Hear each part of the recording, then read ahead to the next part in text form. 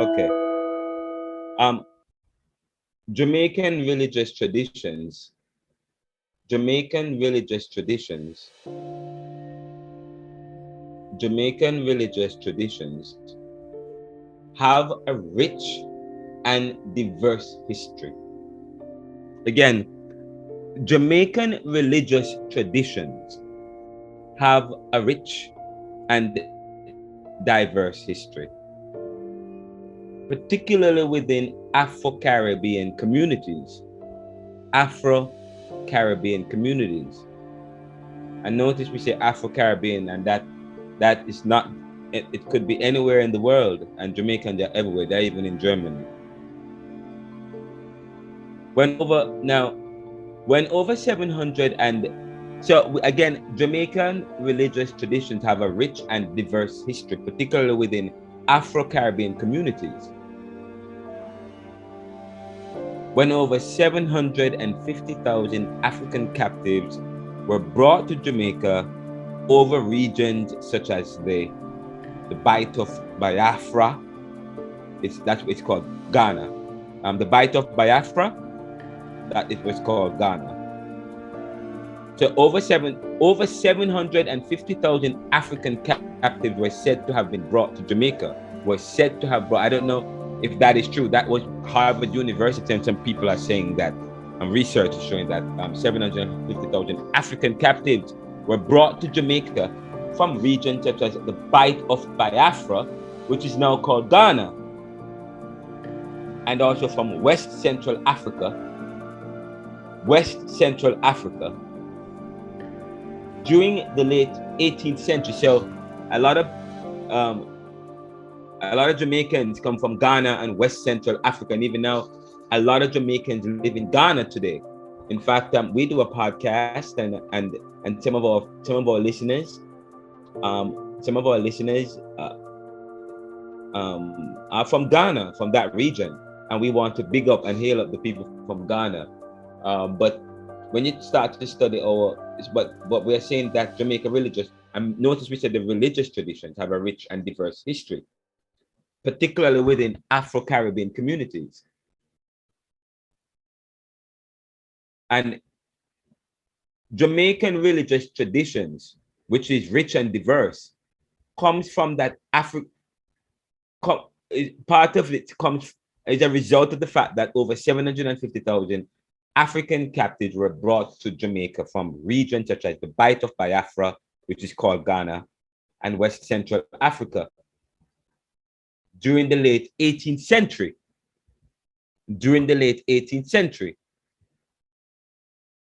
A variety of African and African-influenced religious practices began to emerge in the 18th century. One of the prominent traditions is Obia. And I think when did and Dottie Boatman came, when in 1700s, I think in the 1700s, Dottie Boatman came to Jamaica and then later to Haiti. And I think he was instrumental. He's one of the persons who was instrumental in bringing Obia to Jamaica. Probably, it probably wasn't developed enough. But what we know is that one of the prominent traditions is Obia, which serves as a system of, and this is the Obia for those of us who don't know.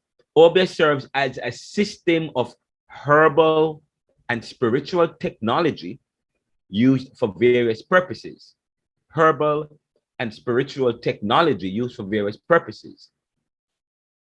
Obia practitioners,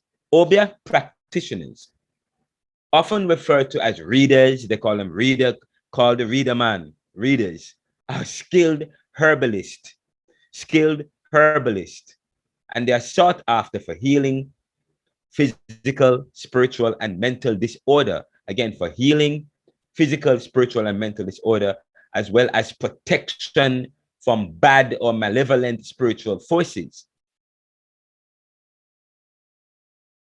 Obia was also historically associated with slave resistance and revolt. Again, Obia, it was also associated with what? Slave resistance and revolt,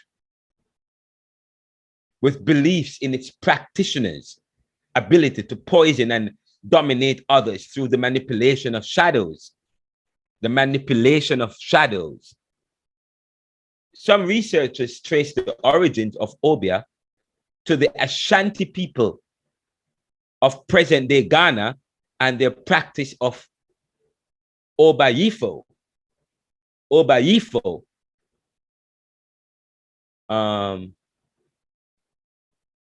Obayifo, like I think Dr. Bookman is from what? Is from Gambia, or where is he from?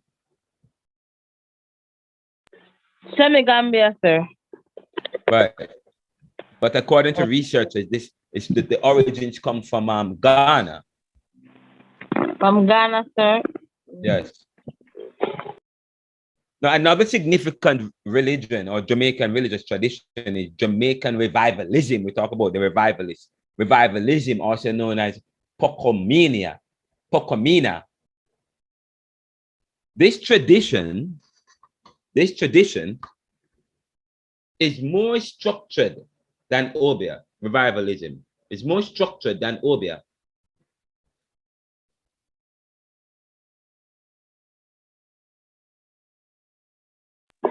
Sir, he's from Senegambia.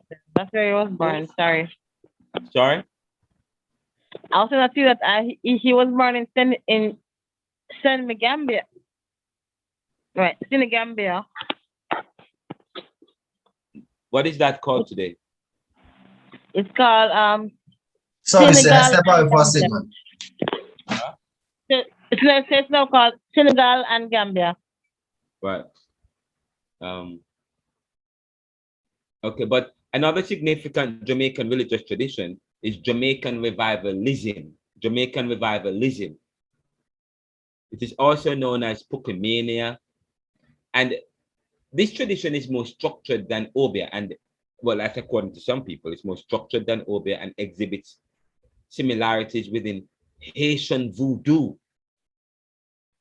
Haitian voodoo. You hear what I'm saying? So, and this is important, another significant Jamaican religious tradition is Jamaican revivalism. And it is also known as Pocomania. And this tradition is more structured than Obia. It's more structured than Obia. And it exhibits similarities within Haitian voodoo. And I said to you, when some Africans came, such as Dottie Bookman, when he came to Jamaica, he left, he escaped and went to Ghana. And I said to you, he was a priest, and for some reason it wasn't properly developed. My research told me it wasn't properly developed. And I believe it probably wasn't properly developed, and as a result, it came across as that Obia, and then but you see what's going. But we talk about the issue of voodoo and revivalists. So in a sense, we say that Obia is in Jamaica, voodoo is in Haiti. But to be honest, if you study Pocomania and the revivalist tradition,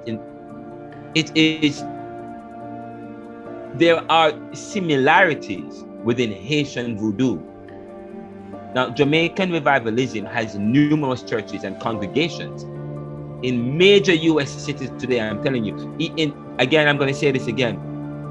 Jamaican revivalism and numerous churches and congregations today. Jamaican revivalism has numerous churches and congregations in major US cities today. It incorporates elements of West African and Haitian religions, with various spirits venerated in the tradition being associated with specific foods, colors, music, rituals, and it involves drumming and dancing and trance. Even I think there is something in Jamaica called I Stedford, and I remember one time there was some drumming and somebody got into a trance, and and I used to actually, I would visit one of my friends, Michael, who used to go to Jamaica Evangelistic Center with me, Portman Evangelist. We sang together, but one of my best friend, Michael, I know whatever happened to him, but I would visit him, but I'm in Brighton, and one of the houses was known as a revivalist house, and they would have oils, and it was always looked a certain way with some, but in my mind, I always said, oh, it's so weird, it's strange. in, you know, I was, in fact, passing those houses would engender fear. I would walk on the other side of the street. You know, there was always a level of suspicion and fear, even amongst us kids, because, you know, especially if you grew up in a very Christian tradition. But this particular kind of religion incorporates elements of West African and Haitian religion, with various spirits venerated in tradition being associated with specific foods and colors and music. And the rituals often involve drumming and dancing and trancing like states, for allowing contact between worshippers and spirits for divine healing or inspiration. Now, while the Holy Spirit is said to possess devotees in revivalist traditions, spirits of biblical figures like Jeremiah and Peter are also invoked. So, you know, so there is also, you also find in these revivalist traditions and congregations elements of some Christian traditions. And we're saying, you know, but I said to you the other day, if you went in my Caribbean thought class, when you studied this, read Edith Clark, and when they're looking at the organizational dynamics in Jamaica, in some communities in Jamaica, and how they exhibit some illegitimacy and cohabiting and so on, and they were trying to understand their behavior, and the rationale was that it came out of Africa. And I say to you, that's not necessarily true. That's not necessarily true. Okay, we want to believe that they never had any sense of family in the kind of way we thought of it. Because when I read the article, I'm going to read an article by Mr.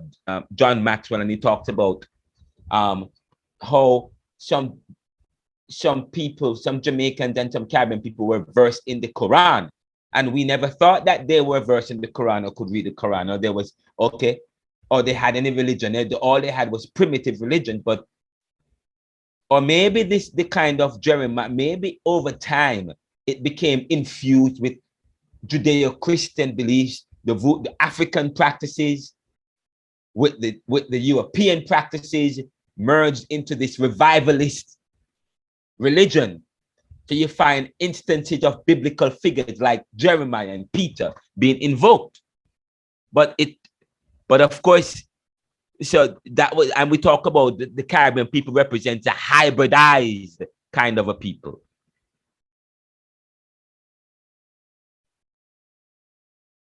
Perhaps the most well-known Jamaican religious tradition is Rastafarianism, which emerged during the Depression years of the 1930s. Even before Bob Marley, and some people think that Bob Marley started Rasta. No. Now, it is a complex spiritual, and I'm going to say that, yes, it is complex. And by the way, just so you find out, there are many different denominations in Christianity. Even in Rastafarianism, there's many different denominations, strands of it. It is a complex spiritual and political movement. Notice, it is not just a spiritual movement, it is a spiritual and political movement. When you watch the film, Who Shot the Sheriff, you hear Bob Marley said, we're not, and I keep saying, and in Caribbean thought, we drive home the idea, he said, we're not Marxist or capitalist, we're Rasta, okay? And if you watch Life and Death, you see them, they were playing drums and they were smoking and playing drums and talking about Babylon. Babylon is the capitalist system or the colonial system that we are under, or neoliberal globalization, whatever. So in a sense, you talk about revivalism, and then revivalism is a one form but revivalism utilize a kind of, it's one form of African religion in an African tradition that's incorporated within the Jamaican experience. But then you go beyond that, you start talking about the Rastafarianism, which emerged in the 1930s. It is a complex spiritual and political movement that combines Jamaican folk, and that combines what? Jamaican folk Christianity, with Pan-Africanist sentiments influenced by Marcus Garvey's United Negro Movement Association. And Marcus Garvey will tell you that he is not Rasta, but he was a Judeo-Christian. He promoted Christianity in a sense. But at the same time, the way he go about his nationalism was quite interesting with the felt hat and so on. But if you look, and we talk about the drumming in the revivalist religion and the Pokemania, and in Rasta, there's something that marks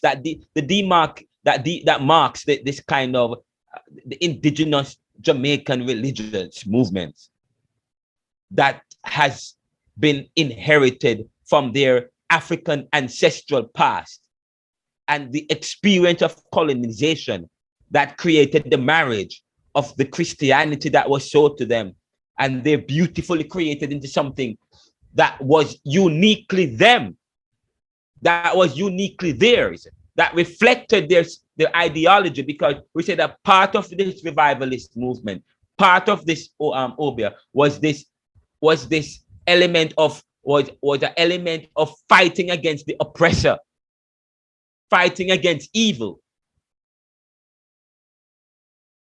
But anyway, Rastafarianism never really included this fighting against that kind of, well, it does include fighting the oppressor actually. But it is complex, it's spiritual, but it is also again political. It's a political movement and it is a spiritual movement. Okay, that combines Jamaican folk Christianity with Pan-Africanist sentiments spurred on by Marcus Garvey. This is influenced by Marcus Garvey, United Negro Improvement Association. And you guys are well aware of who Marcus Garvey is, and Americans are aware of who Marcus Garvey is. Okay, Marcus Garvey is originally from Jamaica. He was in England. He found his way. He lived here in the US, and he ended his life in Jamaica, where he was deported back to Jamaica because they thought he was a disruptor, I guess. He was the first person to start a black political movement, and he started a newspaper. Quite beyond his years, quite interesting. And where he from Jamaica. Jamaica is always featured in history with Dottie Bookman and so on. But Rastafarians, sorry, they reject British. The important thing about the Rastafarians, they reject British colonialism. They reject, and Frantz Fanon would have been, if he lived, he would have been I would think that he would have been a Rastafarian. But Frantz Fanon, who wrote Wretched of the Earth and Black Skin, White Mask, he had a little bit of utilized a little bit of that Marxist bent. And Rastafarians will tell you that they're not socialist or capitalist. And which Bob Marley, when you look at who Bob Marley in that famous picture, was it in 1983 or something of the sort? I don't know what year it was, where he was standing up and that famous concert, reggae concert, and there was tribal politics defined Jamaica, and he brought P and JP together, leaders Michael Manley, Edward Seaga on the stage, and they held hands together. That was a show of unity. But of course, that didn't last long.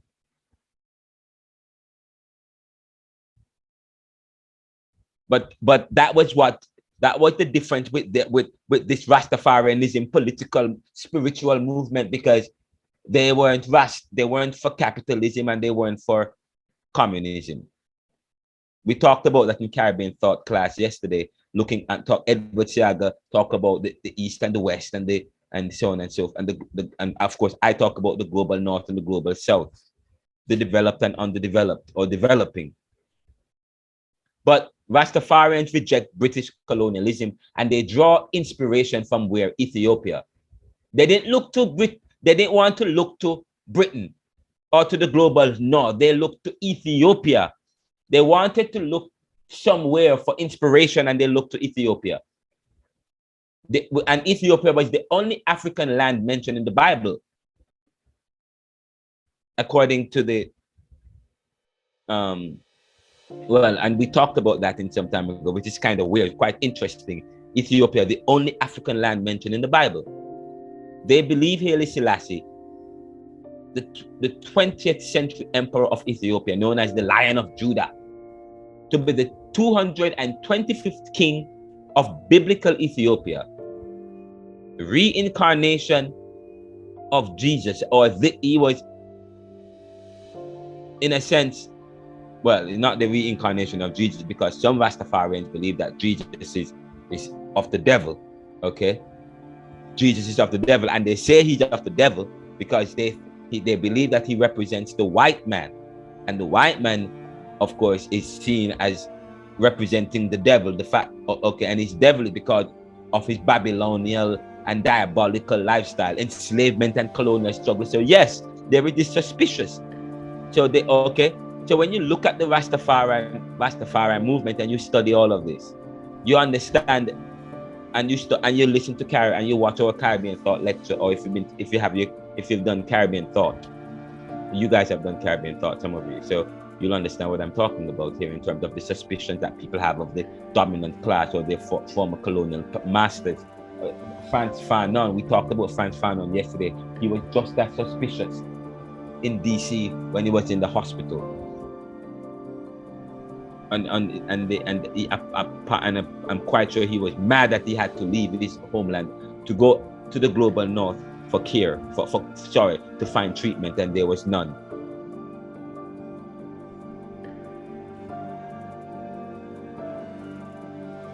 But Rastafarians adopted the name Rastafari, which means Prince of Tafari province, as their own.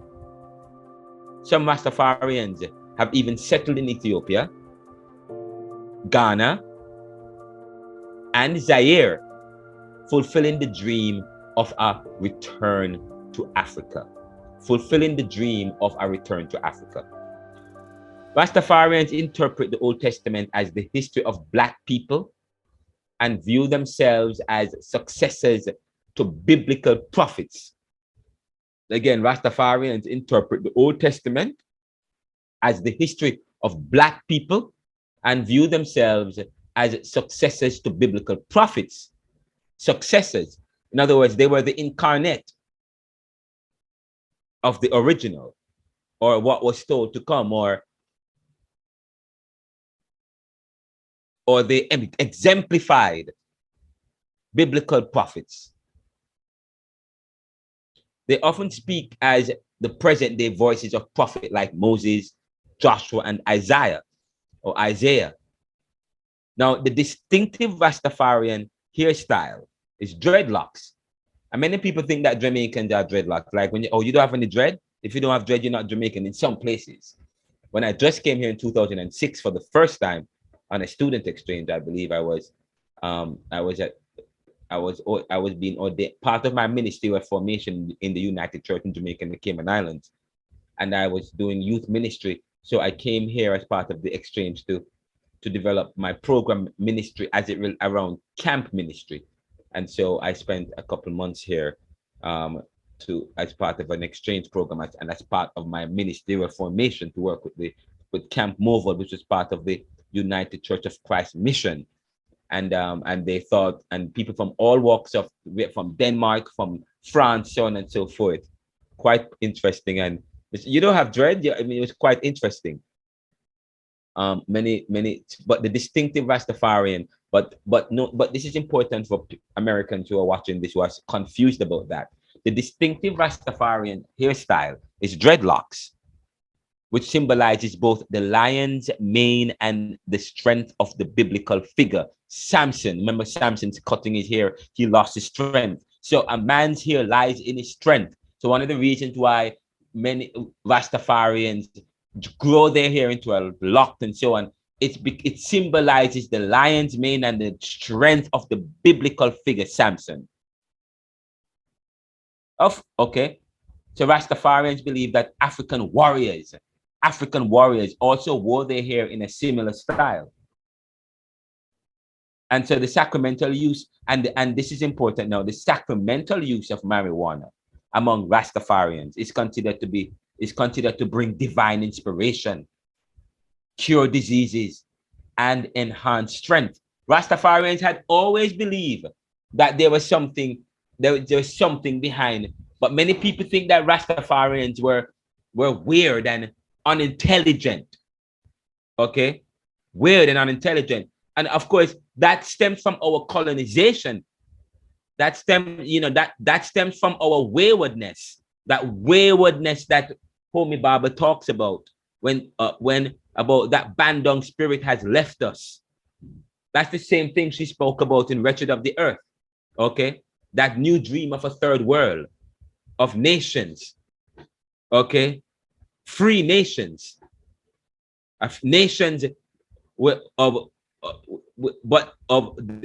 was denationalized.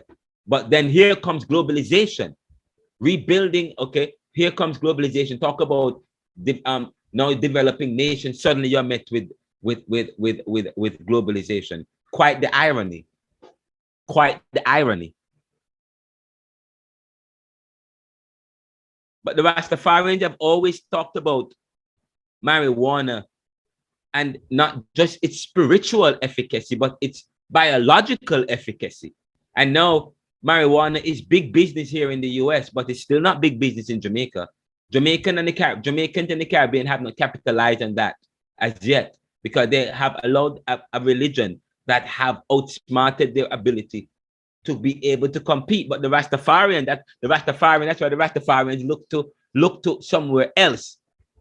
But anyway, but right now science is behind the drug. Scientists are now saying that it enhances. It enhances it cures diseases. Cancer, it is used for cancer, to soothe. Rastafarians have always been saying that. Scientists here and in the global north and big countries was saying, no, it's not good because we have to study it first. No, we have to study it so that we can create laws to dominate it. But the sacramental use of marijuana among Rastafarians is considered to bring what?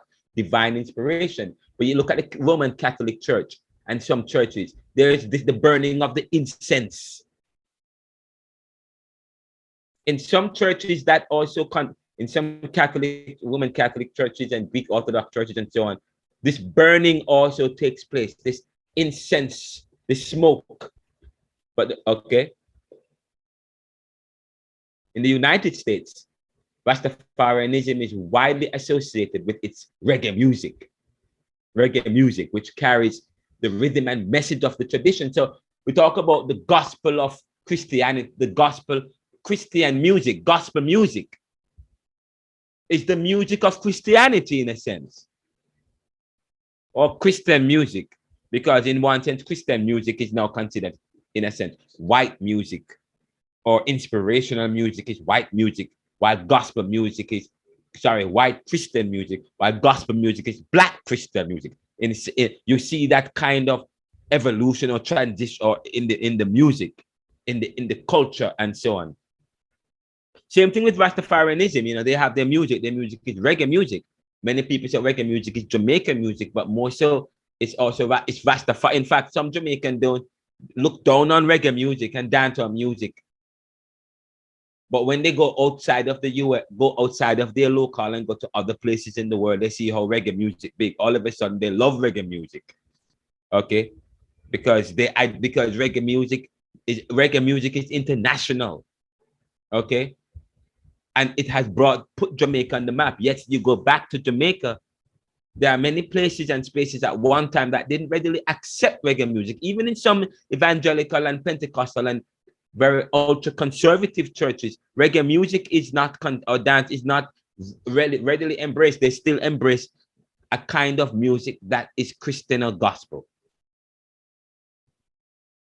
that follows with it a certain rhythm, that is rhythm that is European. But anyways, in the United States, where I am here, Rastafarianism is widely associated with its reggae music. which carries the rhythm and message of the tradition. Reggae lyrics often express social protest and the long to return to the biblical Ethiopia. You know, always want to go back to the motherland. In Christianity, you go in the motherland or the utopia or the heaven, going back to some heaven. But for them, it's almost resemble what Jehovah Witness are saying here. Heaven is on earth, and the heaven on earth is Ethiopia for the Rasta.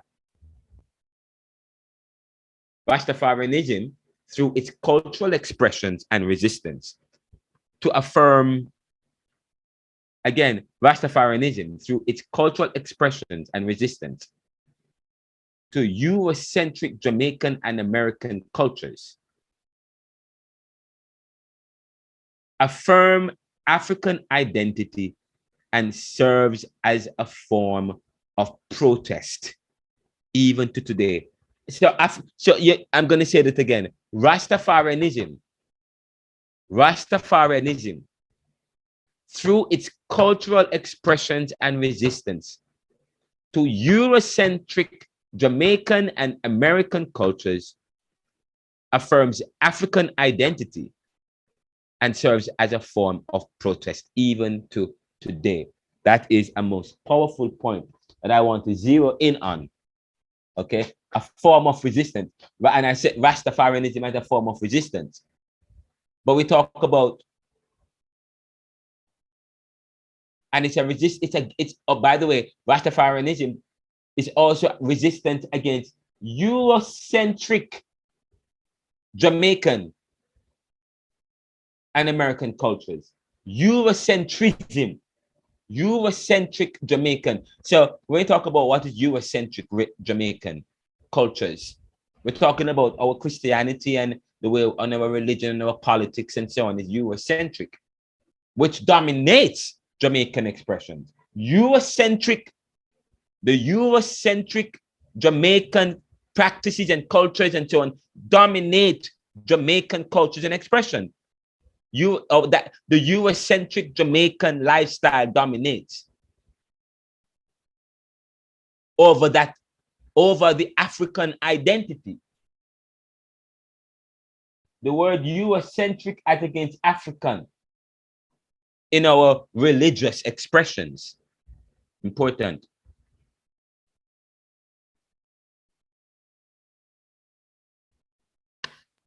Very important. And so I said to you, in this class, we're going to do research. We're going to do research. Check your honors here. Yes, I see that. Hold on.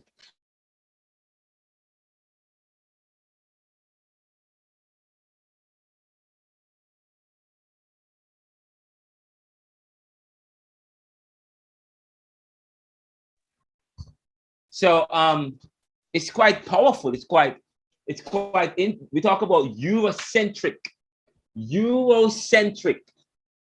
the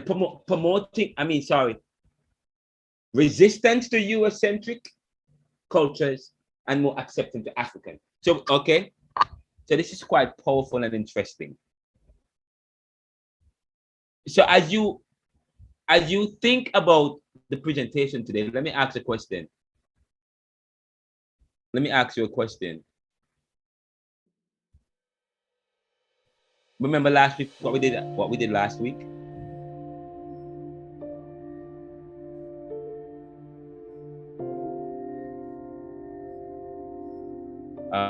Last week we were by the way, did you guys read the lecture notes that we did last week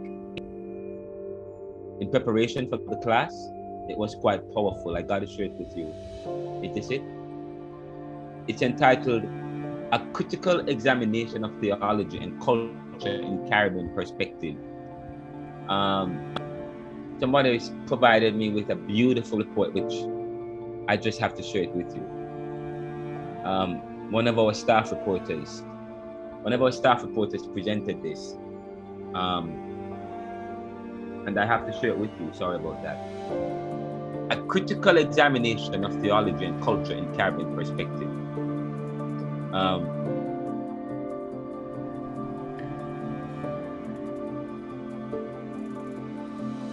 And it was quite powerful. According to Johan, he said that my lecture commenced by delving into the historical context, questioning the possibility of a universal theology that transcends culture. He drew inspiration from Immanuel Kant's assertion that history is shaped by human nature and circumstances. Through the ages, humans have constructed their understanding of God based on their privileges, context, and goals. He said Reverend McKenzie referenced the viewpoint of Muta Baruka, who argued that God is a human creation, suggesting the subjective nature of our perception. However, Paul Tillich's perspective, presented by Renaldo, posited that God is man's ultimate concern, leading humanity to seek God's reality through worship, faith, or transcendental experience. As it relates to human drives and the search for truth. During the lecture last week, I highlighted the inherent human tendency to explore and discover something beyond ourselves, both within and outside our personal domains. Again, during the lecture, I highlighted the inherent human tendency to explore and discover something beyond ourselves, such as Rastafarianism or revivalism. Yes? Both within and outside our personal domains. The pursuit of truth, extending beyond the boundaries of earthly life, has driven individuals to venture even into outer space. But we are reminded by Descartes' philosophy, which emphasizes the subjective nature of certainty, limited to individual perspectives. Nevertheless, throughout history, a universal and objective reality of God has often been imposed to assert superiority over others, which brought us to exploring imposed reality of God and its consequences. Imposed reality of God and its consequences. One of the central themes of the lecture last week was the consequences of imposing a universal reality of God. And I explored the far-reaching impact this imposition has had, including conquests, crusades, and the destruction of cultures. Of course, last week I shed light on how westernized, that's fine, how westernized theological perspectives have been used to justify colonization and domination. And of course, we specifically referenced how Europeans employed religion as a tool to spread our way of life in Africa and the Caribbean, disregarding indigenous beliefs and cultures. Of course, we talked about Walter Rodney's work, how Europe underdeveloped Africa, to emphasize the justification used by Europeans to promote to promote their own cultures over others.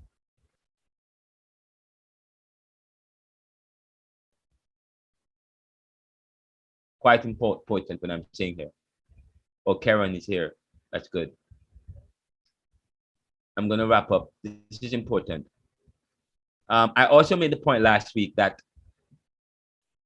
of course, I question the legacy of theology in terms of the critical reflection on the legacy of prevailing theological perspective, where I encourage you guys to reevaluate the perspectives which often limit resistance to domination and control, perpetuating strategies historically used for colonization. Theology rooted in a specific space and conspiratorial law tends to enforce compliance and control. So Caribbean theology must critically examine and challenge Eurocentric perspectives that have dominated theological discourse. And here we're talking about Rastafari. I'm not a Rasta, but That is what Rastafarianism is also doing here. It was a response to colonization and a kind of ethnocentrism couched in our colonization. But still, we still find that Eurocentrism in our Protestantism. Do we not? In conclusion, we have to have a deep introspection into the relationship between theology and culture. Okay. And by the way, our reporter, Brian, found this session to be intellectually stimulating, raising important questions about the imposition of a universal reality of God and its consequences. And I ended the class by calling us to do what? As we do in Caribbean thought. What's that, Chantel? Critically doing what? Critically examining and re-examining prevailing theological perspectives and value indigenous perspectives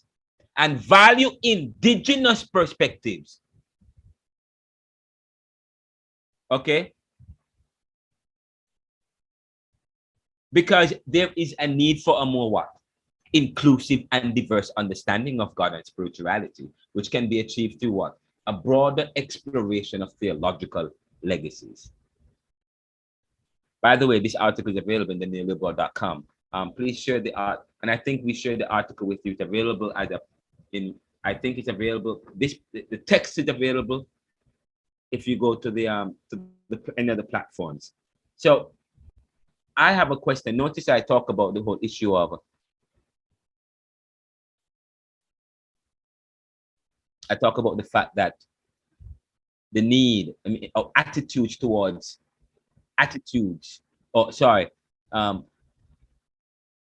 perspective.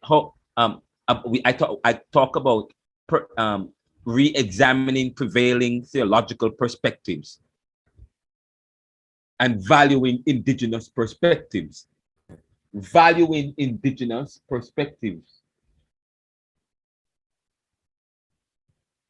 Right, like, or those born out of that African tradition, like, okay. And so I'm going to share my screen with you, actually.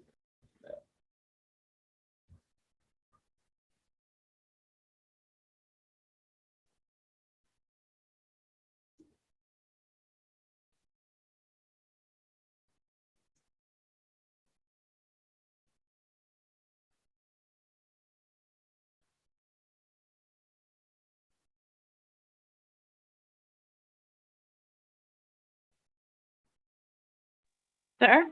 Questionnaire to you guys, because and I call it Unvaluing African Identity Through Religious Affirmations of African Traditions.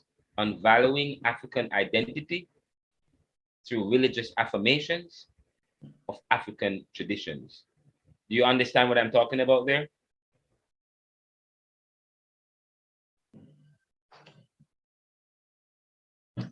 Kind of.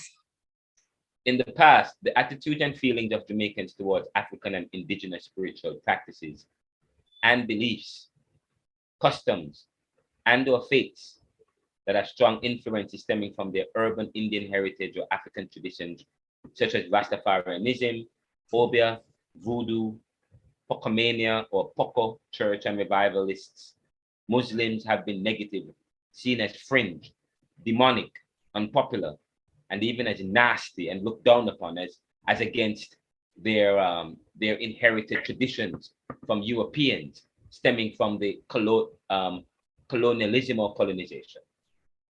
The Judeo-Christian faith, such as Roman Catholic or evangelicals, are seen as more favorable. You see what I just said? This Chantel. Yes, sir. You see, yes, you sir. See what happened there? Yes, sir. See the word more favorable? Yes, sir. Where I got that from? Me, sir. A conversation, Good. sir. A conversation. I was writing, yes. So yes, the Judeo-Christian faith, that's how people, we are in a lab, we're working together, yes? Yes, sir. We are doing critical thinking, we are working together. That's what this is good. The Judeo-Christian faith, such as Roman Catholic, Protestant, or evangelicals, are seen as more favorable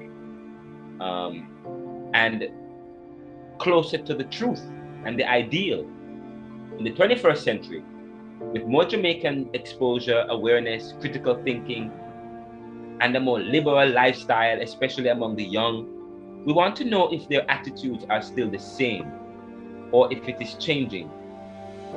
Of course, Bob Marley did say, emancipate yourself from mental slavery. None but ourselves can free our minds. So maybe part of this freedom comes from this. Wow, Bob Marley said that we must emancipate ourselves from mental slavery. None but ourselves can free our minds. That okay? And I will, but it begins with us. It begins with the kind of critical thinking. It begins with Caribbean thought and Caribbean theology and the work of Caribbean thought and Caribbean theology to re-examine and to revisit history. So I want us to do, I want you guys to do a soft research to find out how Jamaican attitudes are changing over time, okay? I want us to do a soft research to find out how Jamaican attitudes are changing over time and if Jamaicans today have the same attitudes or feelings, or whether these attitudes are changing based on or based in a particular location in the country. In fact, go ahead, Chantel.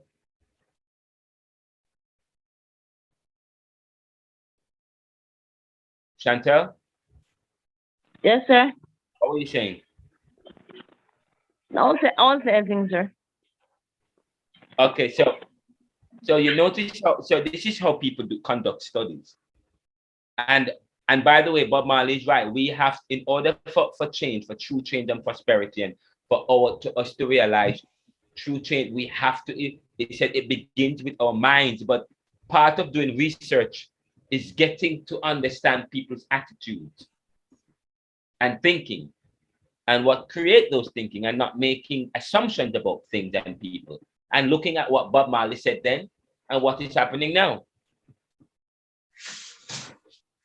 I want us to do a soft research to find out how Jamaican attitudes are changing over time, based in a particular location in the country, city or rural age group, ages 13 to 24, 25. That's when you heard me talking, that's what I was doing, trying 13 to 24, 25 to 34, 35 to 44, 45 to 54. I had to change it because I wanted to be included in the 35 to 44. I still wanted to be included in the 35 group. 45 to 54, 55 to 64, 65 and above. We also want to use in terms of we want to consider their educational levels, income status, political affiliation, GLP or PNP, the denominationality, Protestant, Anglican, Roman Catholic, Seventh-day Adventist, evangelical, including evangelical, Pentecostal, Brethren, Seventh-day Adventist, Apostolic, Revivalist, Poco, and Poco in a sense almost the same thing. Mormon or Mormonism, Universal Church or the Universal Church. Also religion, what religion? Based on their religion, Brethren, Rastafarianism, Judaism, Satanism, what else? Satanism, what else? Muslim, Nation of Islam, Christianity, or atheist, deist, or other state. Some even view some African religious practices as cultic or occult. Some people call Jehovah's Witnesses a cult of, we see Jehovah's Witnesses are seen as what? A cult of Christianity. A cult of Christianity, you know that? Yes? A cult of Christianity. That's what some people call that. And so, where am I? So help with a research questionnaire for study that explores how or if Jamaican attitudes are changing towards their Afro-Caribbean beliefs, and whether any socio-political, religious education, pop culture, travel exposure, or factor, cause the attitude and the attitude change, or whether or not there's no change. Okay, so that is the question. That is the this is some type of graphical, but I don't have enough time to fix it up for you guys. Okay, but that is the basis of the study, and based on what I've just read in terms of the Eurocentrism in our practices, and the superiority of our Eurocentric practices, cultures, and faiths, the superiority of it. Yes? Are you guys listening? So I have a questionnaire for you guys. So this is the questionnaire. Yes, sir. So I am going to send you the questionnaire. In fact, let me stop this right now. I'm going to send you the questionnaire. Tell me what you think of it. Think about it. Okay. Whether or not we should change It's okay. When I see it, I will. When I download, I will read it better. All right. But it should be fine. So this what going to comprise the final assignment? Yeah, this is final assignment. Actually, I think this is kind of amazing. Yes, I think so. I will read it in depth, and I Yeah, can give you feedback during the week. All right, so okay, let me send you guys this, and you guys do it for yourself. You guys should do this for yourselves. Actually, I have an idea. Okay, hold up. You guys gonna love this. Let me stop. Let me stop here for a second. You guys gonna love this. What I'm doing. Let me go up to the top. You guys are gonna love what I'm about to do.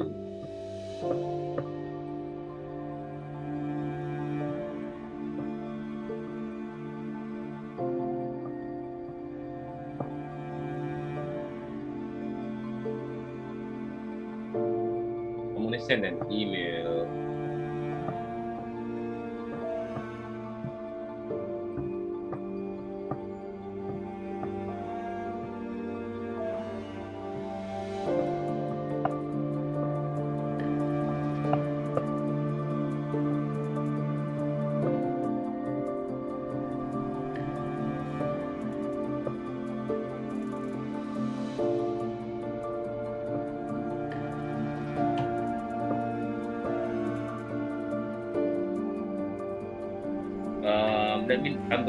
Let me know if you have received it.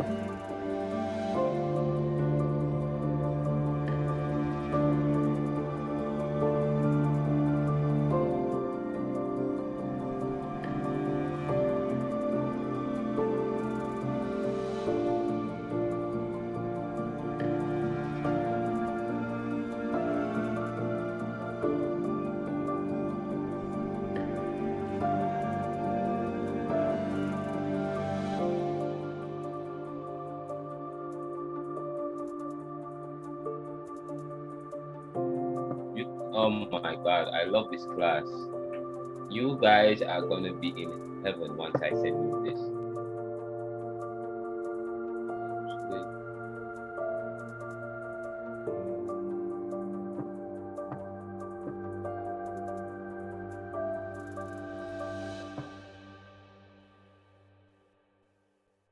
And let me just pause the recording real quickly.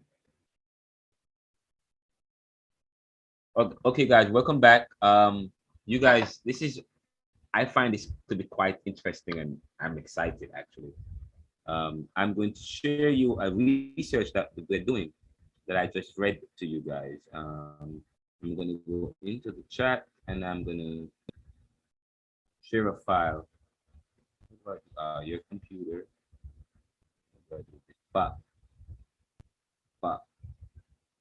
Okay, open that file, guys. So now we're gonna work on, that's the questionnaire, but I still need to update it to send it out before you guys can start giving out to people. But let me know if there's anything missing, anything I need to develop. Check it over and send it back to Where me was back it sent, sir? in the chat. Oh, shoot. There it is. And I'm also going to send Okay. you a copy. I'm going to send you a copy too Okay, sir. in the WhatsApp. You guys are on the WhatsApp group, yeah? Yeah, you guys are. So I'm going to Caribbean Theology. Yes, sir, I'm there. We are in the WhatsApp group. This is just draft. That's just a draft, okay? This is just a draft. Oh, that's not the final question. That's not the final. And it's like it's notes for the class.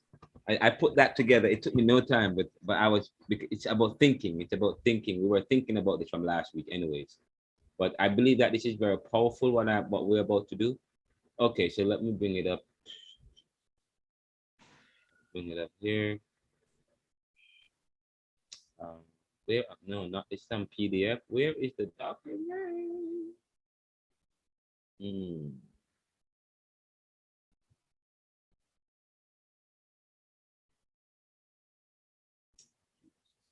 Twice. Sorry. Okay, guys. Are you seeing the document? Oh, yes, sir. I'm reading it right now. All right. Okay, so but what I just read to you, you notice how I updated it?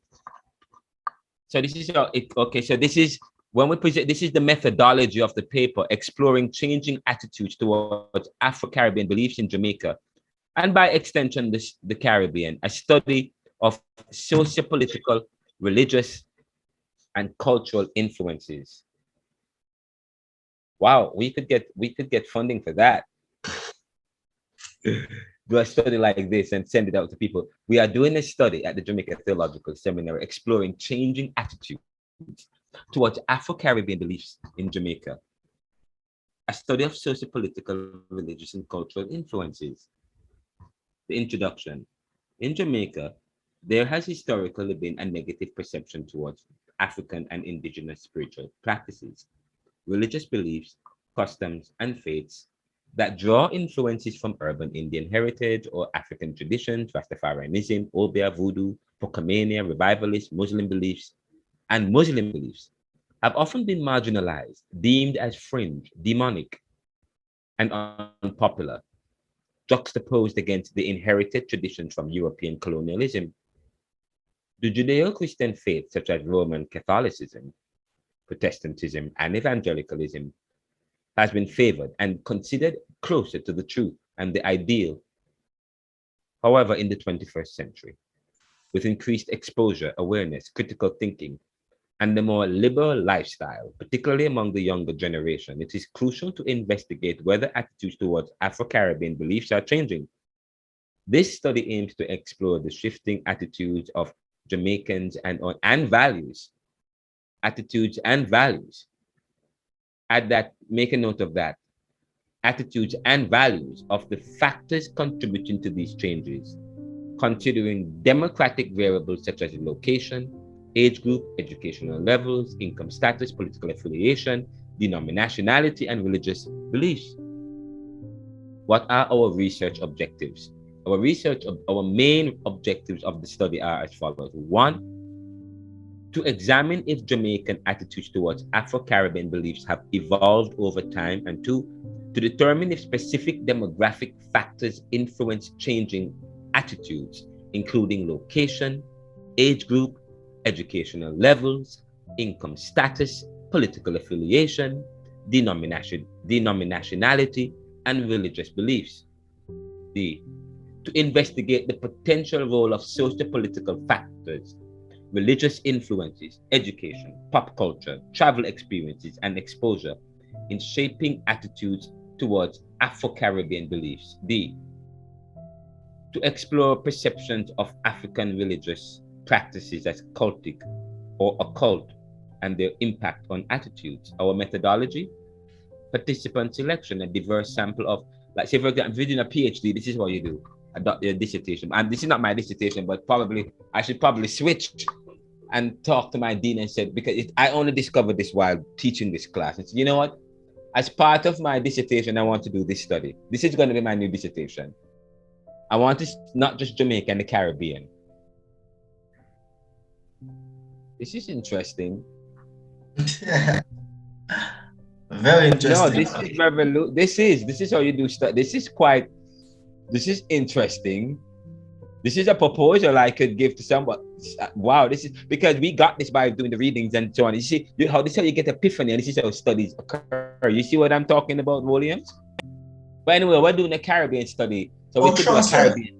We could do a Caribbean theology journal together, and all we need is now funding for this, and then we're gonna have to hire you guys to do. But this is what you call it. This is a proposal that we could work on, but this is just a soft study we're gonna do for this class, okay? Yes. And then we're gonna take it to the next level, because I think if it's this is good. This is I won't you be interested to? Won't you want to find out? Huh? Hello? Yes, sir. Wouldn't you want to know how attitudes are changing, values are changing? Oh, sure. Anyway, but the methodology, we talk about the methodology at the participant selection, questionnaire, really, data collection, data analysis. And of course, the ethical consideration is that the study will adhere to ethical guidelines, ensuring participant anonymity, informed consent, and voluntary participation. The collected data will be securely stored and used solely for research purposes. Yes. So by examining changing attitudes towards Afro-Caribbean belief, this study aims to shed light on the impact of socio-political factors, religion, education, pop culture, travel, experiences, and exposure on the evolving perceptions of Jamaicans. The findings will contribute to a deeper understanding of how societal changes influence cultural attitudes, promoting inclusivity, tolerance, and cultural heritage preservation. Ultimately, this research aims to encourage a more informed and respectful dialogue surrounding Afro-Caribbean beliefs in Jamaican society. And of course, that's the research question. Thank you for your interest in conducting research on Jamaican attitudes toward Afro-Caribbean beliefs. Below is a questionnaire that can help you to gather information regarding the changing attitudes and factors that may influence them. You can customize and modify the questionnaire as per your specific research requirements. So we ask them, section 1 will be gender, 2, age, 3, location, 4, education. Huh? I'm doing good. Income status. Section 2 will be religious affiliation, woman, and section 3 attitudes, and so on and so forth. Please indicate your level of agreement with the following statements. Afro-Caribbean spiritual practice have a positive influence. Jamaicans should embrace their Afro-Caribbean heritage. Attitudes towards it. We ask them certain questions. And section 4, additional information. In your own words, describe your understanding of perception. Blah, blah, blah, blah, blah, blah. So that is it. So spend some time. I'm going to have you go spend some time, read it. Let me know if it makes sense. I will spend some time to read it as well. But to be honest, this can be part of a wider study. A wider study. I am telling you, God is guiding. God is just birthing in. I don't know, what is God doing? This is more work, God, you're giving me to do. Fine, I will do it. But this is a lot of work. Oh yes, a lot of work, but it's a might opinion. It's powerful. This research, this questioning, it is powerful. I want to publish the recording for everybody. When I publish this recording, I'm going to make it private for only you guys. I'm not even going to publish it on the airwaves. It's only going to be because this is personal stuff. Eventually we're going to popularize it. Yes. But I want you guys to send, we're going to do a soft questionnaire, send it to different people. Okay. At least let's do like, let's, for ourselves, this is an initial study we're doing. So let's just give out, as each of you give 20 out. We just see what, let's see what 50 people say. Okay. We're going to analyze what 50 people say. Okay. All right. So we have to start to give them out from anytime soon. We're gonna give them out starting this weekend. Actually, I'm gonna look. So I want you guys to just read everything from start to finish. Look and then go, especially the questionnaire. Tell me if there's anything we should add, anything we should adjust. Okay, if everything looks fine, then okay. But the way you will do it is you do it by answering the question yourself. Okay. So right now, what I want each of you to do is to do the questionnaire. Okay. And while doing it, tell me if there are any problems you have. Okay. By the way, we're going to end class now, but we're going to have to talk throughout the week as it relates to this questionnaire, because the questionnaire, I'm going to do some additions. If you guys want to, in fact, if you guys could edit it for me, there's some things that can be grouped. The Church of Latter-day Saints is not on there. In terms of income, the income brackets, what is considered low income in Jamaica? What is considered middle income in Jamaica? What is considered high in Jamaica? And if we were to turn this question into a Caribbean questionnaire for different, what would it look like? Okay. What would it look like? So can we do that? Can Williams, can you work with Chantel with that? And sure, sir. We can look at it, yes. Karen, you and in fact Chantel is not. It's really Williams, Karen. That's going to be your assignment for this semester. Yes, sir. What we should do? We should review it, and there's some. I'm having some problems with the questionnaire. Before we give it out to people, there are some things that can be grouped. Some things there's a duplication, like say for example, revivalist and Poco. We could say revivalist / Poco. Okay. Say for example, Protestant. The Anglican Church is a Protestant church. The Methodist Church is a Protestant church. So so when I put Anglican, I can Protestant, list the Protestant churches instead of have them separately. But list them and put them in bracket, and then probably they can tick the Protestant, and then they can probably specify which one of the Protestants. And then they can and if they are Pentecostals, they tick Pentecostal, but then they can have different kind of Pentecostals. Apostolic is considered Pentecostal. Charismatic is not on there, so we need to add charismatic to there. Charismatic. Okay, charismatic.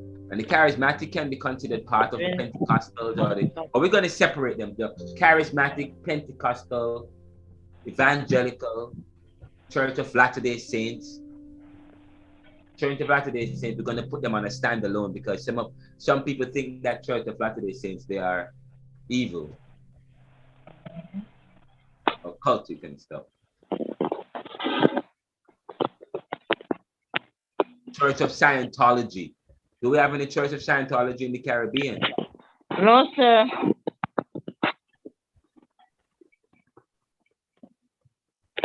I think we have a small group of Church of Scientology. And put that on the questionnaire, and then other, because there might be other experiences that people have that we don't know about.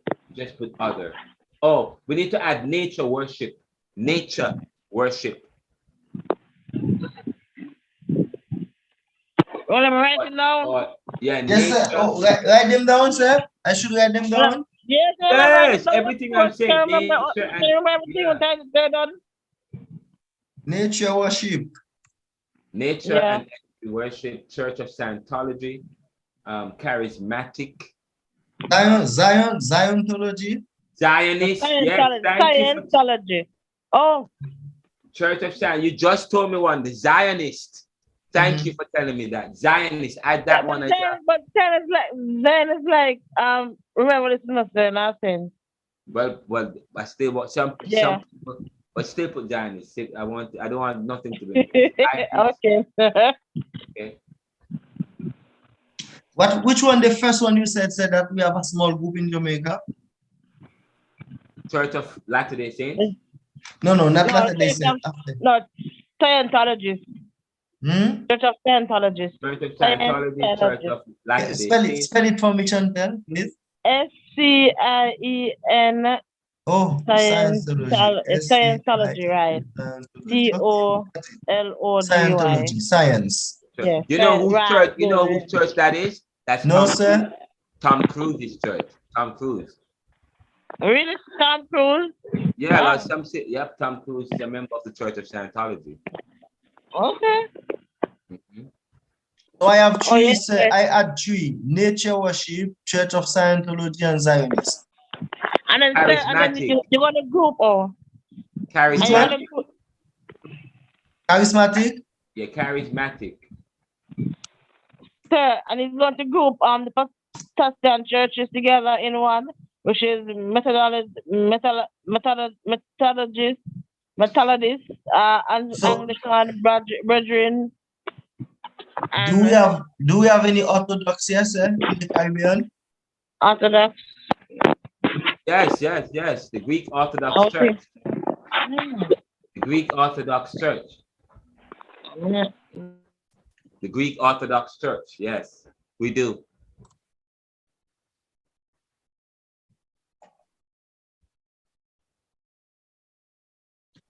The Greek Orthodox Church, Church of Scientology, the Greek Orthodox Church, Nature Worship, Zionist, Church of Latter-day Saints. By the way, the nature and worship that wouldn't be a denomination. That would be like a religion or a spirit, okay, or spiritual practices or faith practice. But I would put them under religion, like nature and energy. Put that under religion. Church of Scientology. I don't know where to put. I would put them as probably put them on the denomination, but they would be considered. Some people consider them a cult of Christianity. Okay. So, you know the first time I'm hearing about the Church of Scientology.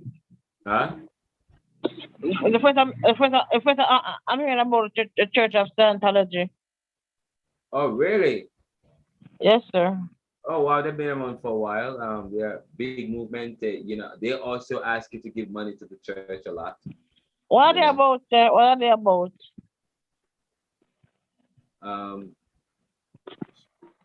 The Church of Science, they believe in science. Yeah, they promote science, the importance of science, the primacy of science, the evolution of science, Darwinism, and so on. That's the Church of Scientology. Oh, okay. The science of God. Like some people, Black liberation theology promotes the humanity of God and so on. And while there are those in the Orthodox to talk about the transcendence of God, in the terms of the Church of Scientology, they are more probably looking about the science or the science of God. They more probably point to a more scientific aspect of God. Okay. And then in terms, when you start to look at charis, a lot of these churches, when you study them, they're either different in terms, they're different in terms of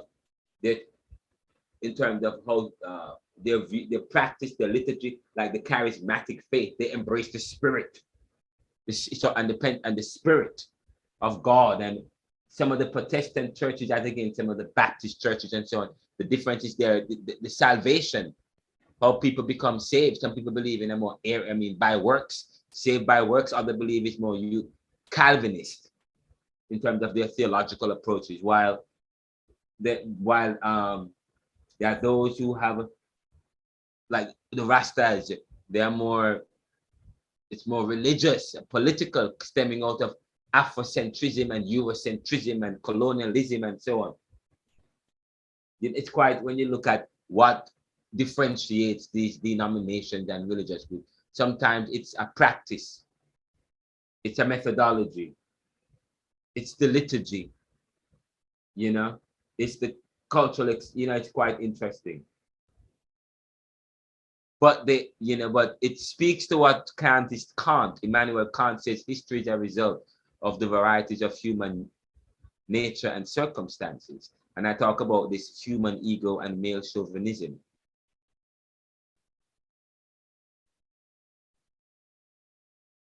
We will stop here. So do the edits, send it back to me, and then after that we will publish it. And then you guys will. We want the questionnaire to be ready by at least tomorrow evening, so that by when you go to church on Sunday, or you can start or Friday, Saturday, Sunday over the weekend, if you have time, start sending it out to people to complete. Okay. All right, sir. But you got the ball is in your court, William. Yes, well, all those that we call now, I add them to the paper. Let me see: Nature Worship, Church of Scientology, Zionist, Charismatic, Greek Orthodox Church, Church of Jesus Christ Latter-day Saints. Yeah. I think I have all of them. Right, that's perfect. That's good. What about this one, sir? Is it a church or some kind of worship in Jamaica? That's what I read up. I wrote about it in my paper. They convince ritual practice in Jamaica. Yeah, I think Jade and John Smith, the guy Smith, was the founder. Convince. Smith. That's what they call it. Church of the Latter-day Saints. That's what you're talking, right? No. Convince is something in Jamaica. It's like Kokomea. What is it called? Convince. Spell that. Yeah. C. It's Convents. Yeah, it's CONVINCE. And you find that mostly in St. Thomas, Portland. Well, it's in my paper. Oh, I read your paper. I haven't read it yet. That's why I didn't let you present. I want to read it first. St. Thomas, Portland, and Number. Well, add that group then. If you know a group that's not on there, add it. Okay. Yes, sir. And we're gonna give it randomly to different people, but try and capture people in different age groups and demographics and so on. Try and mix it up, okay? Yes, sir. Work with Chantel to I will. And give her. Chantel, if there is anything to add, you let me know, please. Chantel? Oh, she fell asleep. Okay, sir. Okay, William. Okay, I got you. No problem. All right. Good night. She said you fall asleep. All right, guys. Thanks.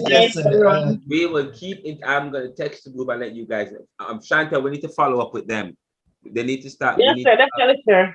Yeah, we're gonna finish the presentation by.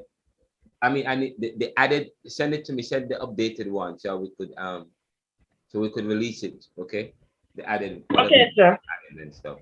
And the income. You guys need to find out what is middle, low, and high income in Jamaica, and put that bracket so that okay, middle, low, and high. Okay, sir. All right. We'll. I guess we can talk tomorrow about it some more. Tomorrow, right? All right. Good night, sir. Yeah, man. Take care. Good night. Take care. Have a good one, sir. Bye. Bye-bye.